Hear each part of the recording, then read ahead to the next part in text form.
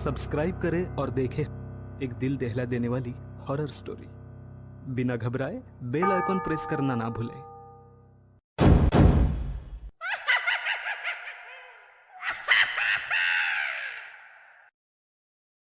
इस कहानी के लेखक हैं विजेंद्र कुमार कर्ण।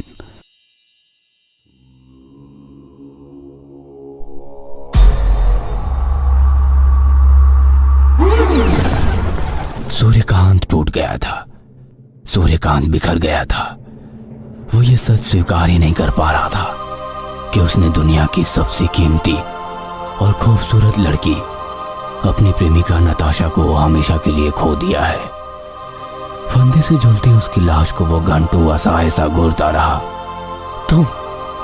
तुम वापस आ जाओ ना नताशा, प्लीज प्लीज तुम वापस आ जाओ। मैं क्या करूंगा तेरे बिना। यार नताशा, तुझे मेरी कसम, तू आ जा यार, वापस आ जा। यार गलती हो गई मुझसे, लेकिन गलती की ऐसी सजा कौन देता है यार। नताशा प्लीज यार, प्लीज तू आ जाना। तेरे साथ मुझे फुल स्पीड बाइक चलानी है, अपनी बाइक में बिठा के यहाँ के सारे ट्रैफिक सिग्नलों को तोड़कर तेरी मीठी डांट सुननी है। नताशा आ जाना। मुझे कुछ नहीं चाहिए यार, धन दौलत फैक्ट्री बड़ा घर कुछ नहीं, मुझे तुम चाहिए, सिर्फ तुम। जीवन के सबसे बड़े सत्य को झुटलाने की कोशिश करने वाला एक मूर्ख होता है। मृत्यु एक अटल सत्य है और मृत्यु के पश्चात मृतक की वापसी की उम्मीद असंभव है। सूर्यकांत भावुक होकर कुछ ऐसी ही उम्मीद कर रहा था। उसने नताशा का अंतिम संस्कार तो कर दिया, लेकिन नताशा की यादों से वो बाहर नहीं आ पा रहा था। नताशा की मौत के चौथे दिन के बाद की बात है। सूर्यकांत तन्हा सा चुपचाप सोफे पर बैठा उसकी यादों में खोया हुआ था। तभी बारिश होने लगी। वह उठकर खिड़की के पास गया और बारिश देखने लगा। बारिश की बूंदें जैसे जैसे जमीन को छूती, सूर्यकांत यादों की उन गलियों में चला जाता जहां वो लाख चाहकर भी हकीकत में नहीं जा सकता था। यादों की उस गली में जहां एक बार बारिश के कारण उसकी बाइक खराब हो गई थी। सूर्यकांत, अगर तुम्हारी बाइक बारिश में यहाँ खराब नहीं हुई होती तो हमें कभी पता ही नहीं लगता कि इस तरफ इतने अच्छे गोलगप्पे मिलते हैं। वैसे हर जगह के गोलगप्पे के बारे में तुम्हारा ऐसा ही ख्याल है ना नताशा? इंडिया गेट, पालिका बाजार, दिल्ली हाट, पश्चिम बिहार। क्यों, सही कहा ना जान? तुम मेरी खिंचाई कर रहे हो ना? ठीक है, कर लो खिंचाई, but yes I love golgappa. अरे पहले खा तो लो फिर बोलना। अरे देखो तो, गोलगप्पे का पानी खुद पर गिरा लिया। रुको, मैं रुमाल से साफ कर देता हूँ। तुम बिल्कुल मेरे पापा की तरह हो, वो भी ऐसे ही थे, कुछ ज्यादा ही स्वीट और केयरिंग। मैं बिल्कुल भी स्वीट नहीं हूँ। हाँ, तुम्हारी केयर तो करता हूँ। प्यार स्वीट तो होता है ना सूर्यकांत? पता नहीं जान, मेरे लिए प्यार स्वीट तो नहीं। तो फिर क्या? मेरे लिए तो प्यार इमली की चटनी है नताशा। इमली की चटनी? वो कैसे? अच्छा, तुम आंखें बंद करके इमली की चटनी के बारे में सोचो, तब बताऊंगा। अब ये क्या है? अरे सोचो तो। अच्छा ठीक है। अरे मेरा मुंह तो पानी से भर गया, खट्टा सा स्वाद भी आने लगा। यस माय लव, यही है प्यार। प्यार इमली की चटनी सा होता है। सिर्फ सोचने भर से जहन एक स्वाद से भर जाता है और आप उसी स्वाद में रहना चाहते हो। हाँ सूर्यकांत, ऐसा ही होता है जब मैं तुम्हारे बारे में सोचती हूँ। और जब मैं तुम्हारे बारे में सोचता हूँ माय लव।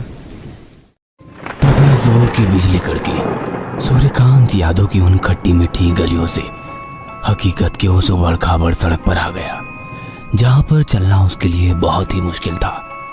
हालांकि वो चल तो रहा था, लेकिन उसके पैर लहूलुहान हो गए थे। क्यों किया मैंने ऐसा, क्यों?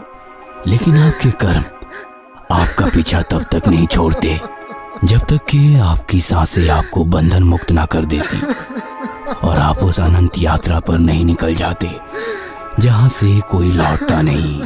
सूर्यकांत की आंखों में आंसुओं ने अपना घर बना लिया था और दुखों के चक्रव्यूह में वो ऐसा फंसा था जहां से वो चाहकर भी नहीं निकल पा रहा था।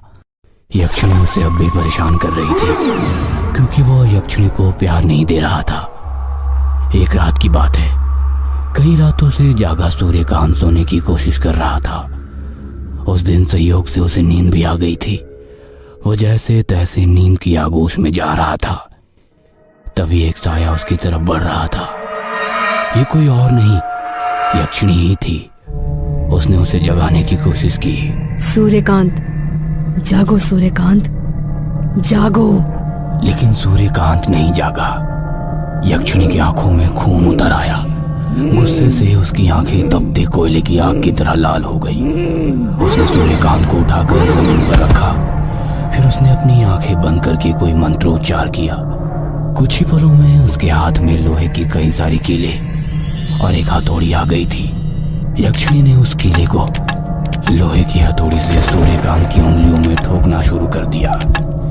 एक तरफ ठक ठक ठक ठक की आवाज आ रही थी, दूसरी तरफ खून की धार उसके हाथों से फूट रही थी और वो धार जमीन पर बिखरने लगी। गहरी नींद में सोया सूर्यकांत चीखते हुए जाग गया।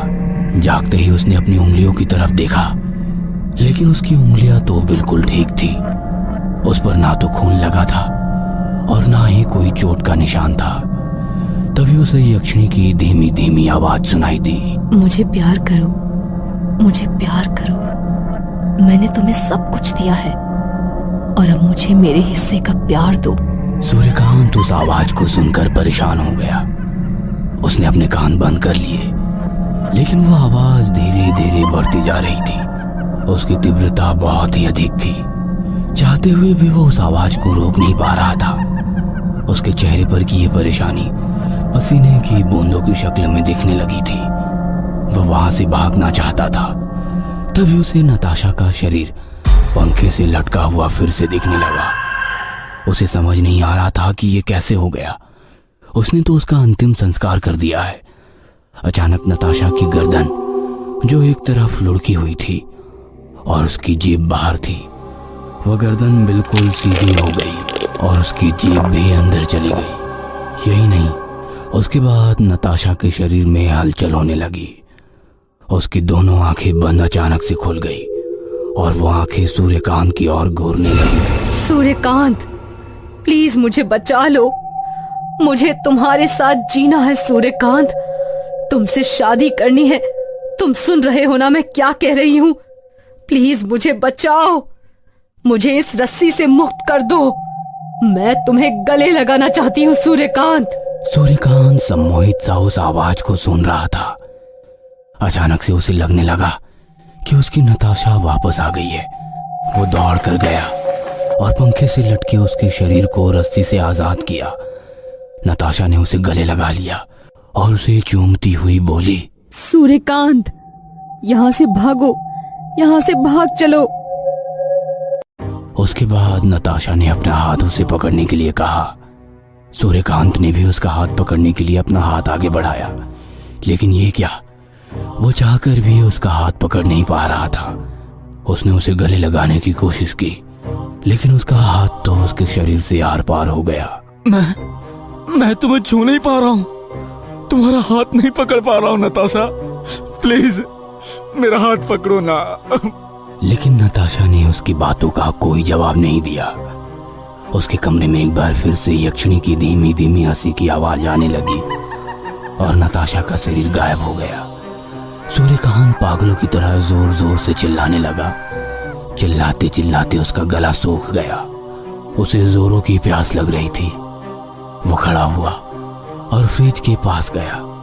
फ्रिज का दरवाजा खोलकर उसने पानी की बोतल निकाली। तभी उसे फ्रिज के अंदर ही यक्षिणी दिखाई थी, प्यार करो, जो उससे कह रही थी प्यार करो, कि वो उसे प्यार करे। प्यार करो। यह देखकर घबराहट के मारे सूर्यकांत के हाथों से पानी की बोतल गिरकर टूट गई। उसने फ्रिज को बंद कर दिया और दूर जाकर सोफे पर बैठ गया। लेकिन जैसे ही वो बैठा, फ्रिज का दरवाजा अपने आप खुल गया और उसके अंदर से यक्षिणी की वैसे ही आवाज आने लगी, मुझे प्यार करो। सूर्यकांत अब तंग आ गया था।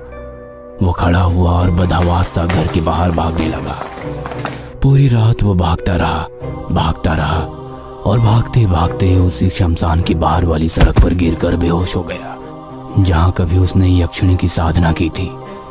जब उसकी नींद खुली तो उसने देखा कि वो सड़क के किनारे पड़ा हुआ है उसके पास से कई सारी गाड़ियां गुजर रही है, कई लोग भी उस रास्ते से गुजर रहे हैं, लेकिन कोई भी उसकी ओर नहीं देख रहा है। कल तक इस शहर का सबसे अमीर आदमी सूर्यकांत आज लावारिस सामान की तरह सड़क पर पड़ा हुआ था, लेकिन किसी को फुर्सत नहीं थी कि 1 मिनट के लिए भी उसके पास रुक जाए। हाँ, एक कुत्ता जरूर उसकी बगल में बिना ये सोचे लेटा हुआ था कि सूर्यकांत इस शहर का सबसे अमीर आदमी रह चुका है। सूर्यकांत यक्षिणी से पीछा छुड़ाना चाहता था, लेकिन उसे समझ नहीं आ रहा था कि वो आखिर करे तो क्या करे। उस दिन के बाद वो सड़क पर ही किसी भिखारी की तरह रहने लगा।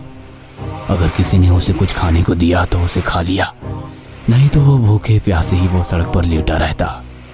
उसे घर वापस लौटने से बहुत डर लगता था।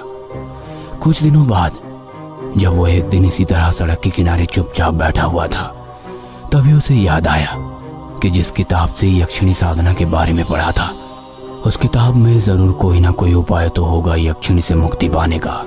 लेकिन वो किताब थी कहाँ, उसे याद नहीं आ रहा था, क्योंकि उसने वो किताब लाइब्रेरी में अब तक लौटाई नहीं थी। बहुत मशक्कत के बाद उसे याद आया कि वो किताब वो नई हवेली में ले गया था।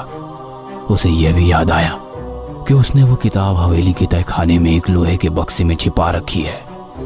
सूर्यकांत उस हवेली में लौटना नहीं चाहता था, लेकिन उसे आशा की एक किरण उसी हवेली से आती दिखाई दी और हिम्मत करके वो फिर से उसी हवेली की ओर चल पड़ा। क्या सूर्यकांत यक्षिणी से अपना पीछा छुड़ा सकेगा? क्या उस किताब के जरिए यक्षिणी से पीछा छुड़ाया जा सकता है? आखिर कौन है ये यक्षिणी? जानने के लिए देखिए इस रहस्यमयी कहानी का अगला भाग। ये कहानी आपको अच्छी लगी हो तो हमें सब्सक्राइब करें, हमारा इंस्टाग्राम और फेसबुक पेज जरूर फॉलो करें। अगर आपके पास ऐसी ही कोई कहानी हो तो हमें कमेंट बॉक्स में भेजें। हम कोशिश करेंगे कि अगली एनिमेटेड स्टोरी आपकी होगी।